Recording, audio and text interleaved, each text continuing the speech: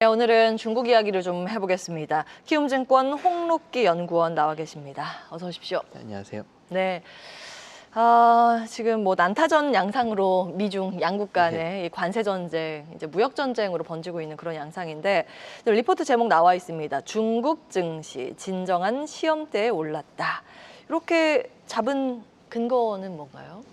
일단 벌써 시험대에 오른 기분이에요. 근데 예. 이제 자료 작성할 당시만 하더라도 증시가 좀 계속 좋은 흐름들을 보여주고 있었습니다. 근데 사실은 연초부터 중국 증시를 오랜 기간 동안 이제 안 좋게밖에 볼 수가 없었는데 예. 좋게 볼 수 있었던 계기들, 그러니까 유동성이라든지 정책들 그리고 경기 모멘텀들이 다 이제 연초부터 변하기 시작했고 뭐 신용 유동성이 늘어나고 뭐 소비가 드디어 회복되는 이런 부분들이 계속 확인이 되고 있었기 때문에 사실은 아직까지는 그 연초에 좋게 볼 수 있었던 근거들은 다 유효한 상황입니다, 지금도.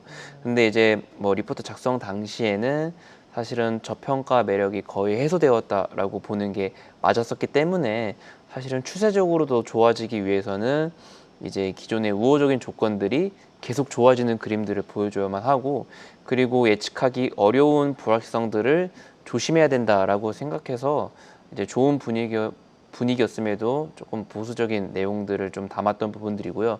실제로 그 이후에 먼저 말씀해 주셨지만 네. 이제 관세 이슈가 제가 생각했던 것보다도 더 강대강으로 가고 있는 건 맞는 것 같습니다. 그러니까 중국이 사실은 뭐 소비 회복이라든지 앞으로 가야 할 길들이 많았기 때문에 트럼프 2기 행정부에서는 1기 때보다는 강대강 모습을 보여줄 가능성이 적을 것 같다라고 사실 생각을 했었었는데 예.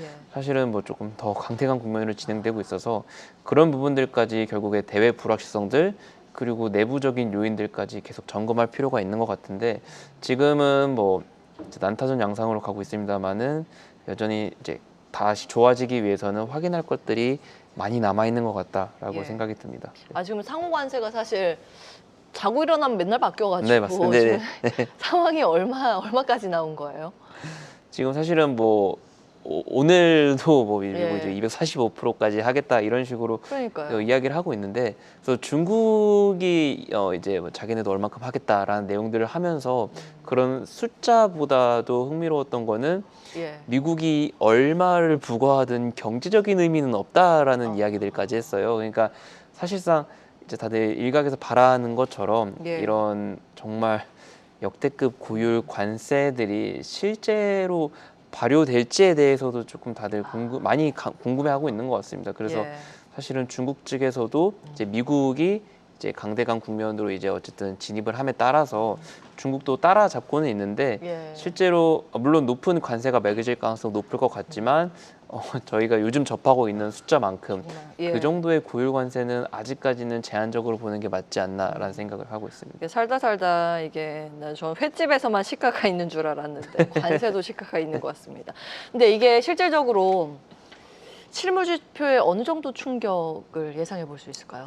일단 가장 직접적으로 타격받는 거는 분명히 수출이 될 겁니다. 이제 수출엔 부정적인 영향을 받을 수밖에 없는데, 근데 사실 이 대외 수요라는 게 팬데믹 예. 국면에서 중국에게 있어서 좀 중요한 의미를 가지고 있었었는데, 그러니까 꾸준히 5년 가까이 이제 공급 대비 내수, 그러니까 수요가 못 따라와주는 흐름들이 계속되고 있었었고, 결국에 이런 내수 부진으로 야기될 수밖에 없는 공급 과잉들을 해소하는 데 큰 역할을 해왔었거든요. 그래서 1분기 지표들이 다 발표가 됐었습니다만은 뭐 수출도 좋았고 소비도 좋았지만은 사실 부동산 쪽은 여전히 나빠 보이고, 그리고 사실 예. 소비 체력들, 그러니까 부동산과 주식시장이 안 좋아지면서 자산소득 이런 것들이 아직까지 불안하다라고 보여지기 때문에 내수 부양책의 중요성은 여전하다라고 생각을 하고 있습니다. 그래서 제가 생각하기에는 이제 대외 수요에 대한 충격을 상쇄하면서 공급 이제 물량을 소화할 수 있는 수준의 내수 회복세를 장담할 수 없기 때문에 네. 조금 이런 부분들을 조심히 접근해야 되지 않을까라고 생각을 하고 있고요.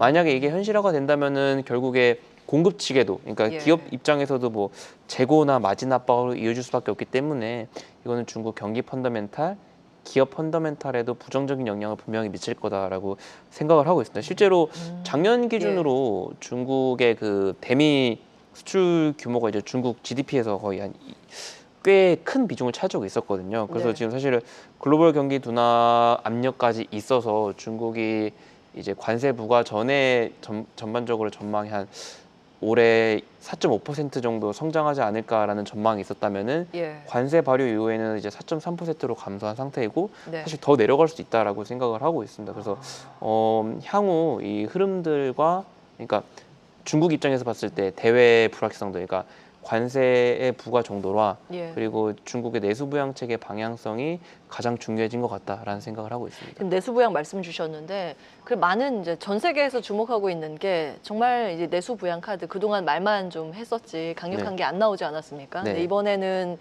피할 수 없을 것이다. 아, 네. 내수 부양을 조금 더 힘이 있게 좀 실행을 할 것이다 이렇게 이야기되는데 현실성 있는 얘기인지요? 사실 내수 부양책을 내놓는다면 현실성은 있다라고 예. 생각이 들고 있는 게 작년 하반기부터 실제로 내수 부양에 관련된 내용들을 내놓으면은 실제로 소비 데이터들이 올라가는 모습들을 보여왔었기 때문에 예. 실제로 내수 부양 자체는 있게 된다면은 효과는 있을 거다라고 생각은 하고 있습니다. 예. 다만 걱정이 되는 부분들은 이번 전인대에서도 확인이 됐었지만 내수 부양을 가장 핵심 키워드로 제시하고 있는 건 맞는데 세부적인 내용들을 보면은 뭐 AI라든지 이런 예. 쪽에도 많이 집중이 되고 있어서 그러니까 즉 정책의 중심이 내수 부양에 힘을 모아서 예. 아까 이야기 드렸던 것처럼 대외 수요 불안을 상쇄시킬 만큼 이제 내수를 부양을 해야 되는데 이 정책의 방향성이 조금 흐트러지면서 그 실제 필요한 만큼 효과를 못 볼 수도 있지 않을까라는 게 개인적으로 중국 경제만을 봤을 때는 걱정이 되는 요인이다라고 생각이 들고 있습니다. 이게 내수 지원책에 우리나라도 주목을 하는 이유가 올해 들어서 아마 대중무역의 적자로 처음 전환됐을 네. 거예요. 우리나라가 이제 대중무역에서 무역 적자로 전환이 됐는데 이게 회복을 할 수 있을까라는 지점. 그러니까 우리나라 경제의 영향은 어떻게 봐야 되는 걸까요?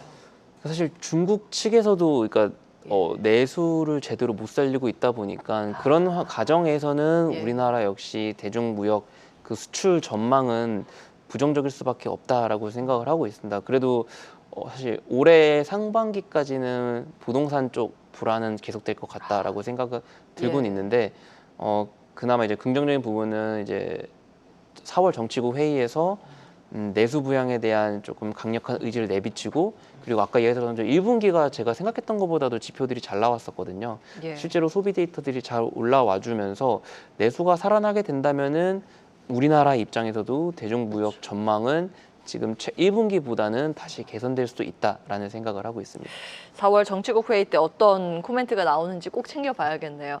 마지막 질문이 될 것 같은데 앞으로 이제 관세를 포함한 무역 전쟁 국면 안에서 우리가 좀 주목해 볼 만한 섹터가 무엇인지 좀 아이디어를 주신다면요. 만약에 이제 아까 얘기했던 내부적인 정책 방향성이 이제 더 중요해졌다라고 생각을 하고 있는데요. 그러니까 현재 대외 불확성이 유지가 되거나 더 증가하는 국면에서 이제 경기 모멘텀까지 많이 영향을 받게 된다면, 그러니까 중국 경기 하방 압력이 높아지게 된다면은 이제 섹터라는 말씀을 해주시긴 했는데 이제 중국 작년처럼 고배당 관련된 업종들이 가장 좋지 않을까라는 생각을 하고 있고요. 만약에 대외 불확실성이 유지가 되거나 조금 내려가는 이제 조금 감소되는 흐름들을 보여주는 상황에서 이제 내수 부양보다는 AI 쪽에 좀 다시 집중하는 모습을 보여준다면은 연초처럼 그런 AI 관련된 역외 증시가 조금 더 좋을 수도 있지 않을까 생각을 하고 있고 만약에 다시 내수 부양이 집중이 된다면은 본토 쪽이 가장 좋지 않을까 이렇게 생각을 하고 있습니다. 예, 이제 중국 증시 내에서 볼 만한 포인트들 살펴봤습니다. 홍록기 키움증권 연구원과 함께했습니다. 오늘 말씀 고맙습니다. 계속해서 다양한 경제 이슈를 알고 싶다면 구독과 좋아요, 알림 설정 부탁드립니다. AI 캐스터 권미정이었습니다.